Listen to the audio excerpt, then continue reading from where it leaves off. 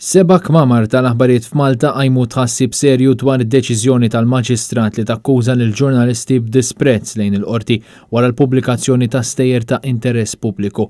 Illum Malta Independent, Malta Today, Newsbook, Love in Malta, The Shift News u Times of Malta inaqdu fl-imkien u saħħu li l-kriminalizzazzjoni tal-istejjerja l-oppost ta' dak li Malta teħtieġ bħalissa f'dawn iż-żminijiet straordinarji.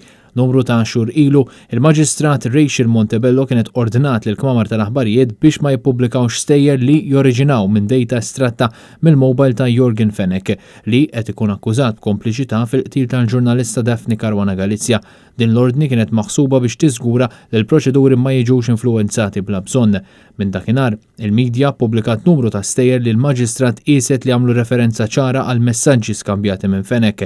Il-kmamar tal-aħbarijiet qalu li l-ebda waħda mill-istejjer ma kienet b'xi mod marbuta mal-qtil ta' Caruana Galizia imma kienu kollha kwistjonijiet relatati ma' Emil ħażin minn uffiċjali pubbliċi li kien jisħoqilhom li tittieħed azzjoni fuqha. Dawn is-seba' kmamar tal-aħbarijiet qalu li l-istejjer li ġew indirizzati b'mod responsabbli ħarġu wara parir legali u konsiderazzjoni tal-interess pubbliku, jgħidu li din il-projbizzjoni hija problematika ħafna u taffettwa serjament il-libertà ta' informazzjoni lil ċittadini li jħallsu t-taxxa li għandhom id-dritt ikunu jafu jekk uffiċjali pubbliċi u mhix jabbużaw mill-pożizzjoni tagħhom.